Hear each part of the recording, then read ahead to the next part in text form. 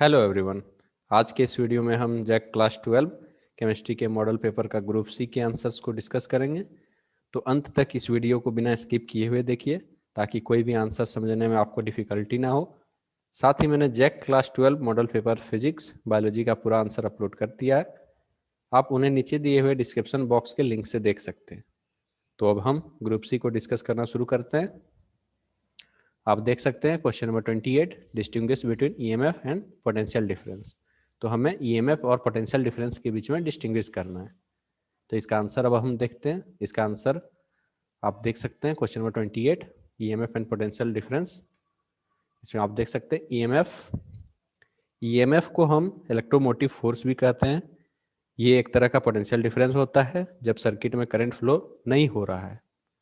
EMF maximum potential difference होता है, इसलिए ईएमएफ को हम maximum potential difference between two electrodes भी बोल सकते हैं जब करंट फ्लो नहीं हो रहा है उस सर्किट से। ईएमएफ को हम ई से रिप्रेजेंट करते हैं, इसका यूनिट वोल्ट होता है।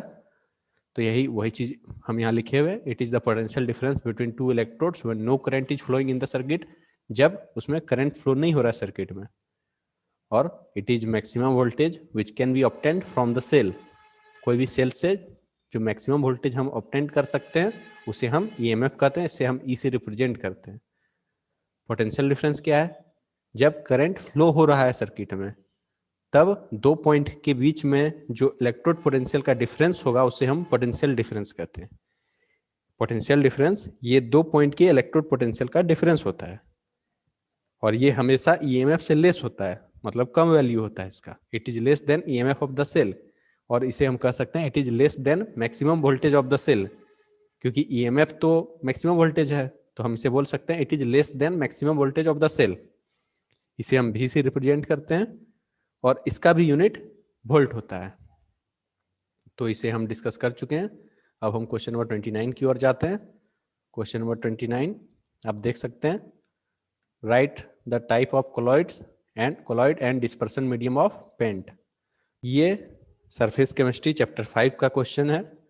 अगर हम कोलॉइड को फिजिकल स्टेट्स के बेसिस में क्लासिफाई करेंगे तो कोलॉइड्स 8 तरह के होते हैं। उनमें से एक टाइप सॉल है, SOL। सॉल का मतलब होता है सॉलिड इन लिक्विड, और paint is an example of sol. Paint sol का उदाहरण है, तो इसीलिए paint is a solid in liquid type of colloid. इसमें डिस्पर्स्ड फेज है पेंट पाउडर और डिस्पर्सन मीडियम है वाटर या फिर ऑयल। तो क्वेश्चन नंबर 29 हम डिस्कस कर चुके हैं। अब हम क्वेश्चन नंबर 30 को डिस्कस करेंगे। What is Raoult's law? इसका आंसर हम देखते हैं। इसका आंसर आप देख सकते हैं। Raoult's law states that for a solution of volatile liquids the partial pressure of each component in the solution is directly proportional to its mole fraction. इसे हम इस तरह भी समझ सकते हैं, ये चैप्टर 2 सॉल्यूशन का क्वेश्चन है। इसे हम इस तरह भी समझ सकते हैं, vapour pressure of the solution का वेपर प्रेशर बराबर होता है दो चीज के प्रोडक्ट का, दो चीज के मल्टीप्लीकेशन प्रोडक्ट का। पहला mole fraction of the solvent, दूसरा vapour pressure of the pure solvent. Raoult's law हमें आइडियल सॉल्यूशन को डिस्क्राइब करने में भी एप्लीकेबल है। तो ये है रॉलेट्स लॉ। हम क्वेश्चन नंबर 31 की ओर जाते हैं। 31 आप देख सकते हैं, explain the following terms, physical adsorption और लायोफिलिक कोलॉइड्स। फिजिकल एडजॉर्प्शन और लायोफिलिक कोलॉइड्स को आपको एक्सप्लेन करना है। तो इसका आंसर अब हम देखते हैं। तो इसका आंसर फिजिकल, सबसे पहला तो है फिजिकल एडजॉर्प्शन। तो फिजिकल एडजॉर्प्शन आप देख सकते हैं, फिजिकल एडजॉर्प्शन को हम फिजिजॉर्प्शन भी कहते हैं। ये चैप्टर 5 सरफेस केमिस्ट्री का क्वेश्चन है, इसे हम फिजिजॉर्प्शन भी कहते हैं। इसमें वीक फोर्सेस लगते हैं, वेंडरवाल फोर्सेस के कारण होता है physisorption. Weak forces like van der Waals forces के कारण होता है। यह रिवर्सिबल इन नेचर होता है, मतलब यह अपने पुराने फिजिकल फॉर्म में वापस आ सकता है। इसमें इंथैल्पी ऑफ एडजॉर्प्शन बहुत लो होता है, उसी चीज को हम यहाँ लिखें। फिजिकल एडजॉर्प्शन को हम फिजिजॉर्प्शन भी कहते हैं, which arises due to weak forces like van der Waals forces between adsorbate and adsorbent। Surface chemistry में आप पढ़ चुके हैं एडजॉर्प्शन में कि एक एडजॉर्बेट होता है, एक एडजॉर्बेंट होता है। तो उन दोनों के बीच में वीक फोर्सेस के कारण फिजिजॉर्प्शन या फिर फिजिकल एडजॉर्प्शन होता है। ये रिवर्सिबल इन नेचर होता है और इसमें इंथैल्पी ऑफ एडजॉर्प्शन बहुत लो होता है और जो कि 20 to 40 किलो जूल पर मोल के बीच में लाई करता है इसका वैल्यू। तो अब हम इसका बी पार्ट देखते हैं, लाइफिलिक कोलॉइड। तो आप बी पार्ट देख सकते हैं, लाइफिलिक कोलॉइड। लाइफिलिक कोलॉइड ये होता है इसमें force of attraction between dispersed phase and dispersion medium बहुत ज़्यादा स्ट्रॉन्ग होता है, इसलिए हम इसे सॉल्वेंट लविंग भी कहते हैं। और ये रिवर्सिबल कोलॉइड होता है और साथ ही ये स्टेबल होता है, क्वाइट स्टेबल। और इसका एग्जांपल आप देख सकते हैं, starch, salt and gum etcetera. उसके बाद इसमें अगर हम इसे ड्राइड कर दें, if dried it can be easily made by adding solvent. अगर इसे हम ड्राई कर दें इस कोलॉइड को, तो इसके हम इसमें सॉल्वेंट को वापस ऐड करके इसे हम प्राप्त कर सकते हैं, इसीलिए हम इसे रिवर्सिबल कोलॉइड भी कहते हैं। तो ये हो गया आपका बी, लाइफिलिक कोलॉइड। अब हम क्वेश्चन नंबर 32 को डिस्कस करेंगे। इसमें दिया है प्रेडिक्ट द प्रोडक्ट। इसमें दो रिएक्शन दिए हुए हैं ए बी में, उसे हमें इसका प्रोडक्ट पार्ट लिखना है। रिएक्टेंट पार्ट दिया हुआ है, हमें प्रोडक्ट पार्ट लिखना है। तो इसका आंसर अब हम देखते हैं क्वेश्चन नंबर 32।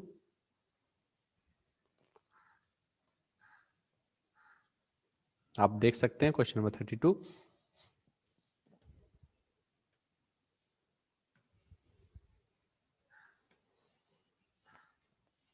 क्वेश्चन नंबर 32 ए, आपको यहाँ दिया हुआ C2H5Br। ये हो गया bromo ethane in presence of KOH। KOH होता है पोटेशियम हाइड्रोक्साइड, तब ये बनाता है C2H5OH which is ethanol. C2H5OH ethanol है। बी पार्ट में हम जाते हैं, 32 का बी पार्ट, CH3COOH ये है एसिटिक एसिड प्लस PCl5 ये है फॉस्फोरस पेंटाक्लोराइड, ये हमें बनाता है CH3COCl ये है एसिटाइल क्लोराइड। अब हम question number 33 differentiate between globular and fibrous protein को डिस्कस करते हैं। तो इसका आंसर देखते हैं। इसका आंसर आप देख सकते हैं, ये बायोमोलिक्यूल्स चैप्टर का क्वेश्चन है। और प्रोटीन, आपको सबसे पहले इसका बेसिक हम बता दें। प्रोटीन एक तरह का पॉलीमर होता है अल्फा एमिनो एसिड्स का, जिसमें एमिनो एसिड्स पॉलीपेप्टाइड चेन से कनेक्टेड रहते हैं on the basis of molecular shape. Molecular shape के बेसिस पे प्रोटीन को हम दो भाग में क्लासिफाई कर सकते हैं। उसमें से एक है ग्लोबुलर प्रोटीन और दूसरा है फाइब्रस प्रोटीन। तो ग्लोबुलर प्रोटीन आप देख सकते हैं, the protein in which polypeptide chains coil around two give a spherical shape. इसमें स्पेरिकल शेप पॉलीपेप्टाइड चेन इस तरह से कॉइल होकर के आता है कि वो स्पेरिकल शेप या फिर सर्कुलर शेप का ओरिएंटेशन इसमें देता है। और फाइब्रस में पॉलीपेप्टाइड चेन्स आर पैरेलल, इसमें फाइबर लाइक स्ट्रक्चर इसमें बनता है, तो इसीलिए इसको हम कहते हैं फाइब्रस प्रोटीन, इसको हम कहते हैं ग्लोबुलर प्रोटीन। इसका जनरली ये सोल्यूबल इन वाटर है, ये इनसोल्यूबल इन वाटर है। इसका एग्जांपल आप देख सकते हैं, इंसुलिन, हेमोग्लोबिन, एल्ब्यूमिन। इसका एग्जांपल आप देख सकते हैं, कोलेजन, मायोसिन्स, केराटिन एक्सेट्रा। तो ये हो गया इसका डिफरेंस। अब हम क्वेश्चन नंबर 34 को डिस्कस करेंगे। Explain the term copolymerisation and give one example. Question आप देख सकते हैं, explain the term copolymerisation and give one example. इसका आंसर अब हम देखते हैं क्वेश्चन नंबर 34। तो इसका आंसर आप देख सकते हैं, कोपोलिमराइजेशन ये पॉलीमर चैप्टर का क्वेश्चन है। यह एक प्रोसेस है जिसके द्वारा दो या दो से अधिक मोनोमरिक यूनिट्स मिलकर पॉलीमर बनाते हैं। It is the process by which more than one type of monomeric units combined and transformed into polymers. इसका मतलब यही है कि दो या दो से अधिक मोनोमरिक यूनिट्स मिलकर पॉलीमर बनाते हैं। जैसे कि एग्जांपल आप देख सकते हैं, बुनाएस, बुनायन, बोथ आर सिंथेटिक रबड़। ये दोनों कोपोलिमराइजेशन का एग्जांपल है और ये सिंथेटिक रबड़ है, एक तरह का सिंथेटिक रबड़ है, मैनमेड रबड़ है। इस प्रकार हमने ग्रुप सी को डिस्कस कर लिया है। नेक्स्ट वीडियो में हम ग्रुप डी, ग्रुप ई को डिस्कस करेंगे। Thanks for watching this video.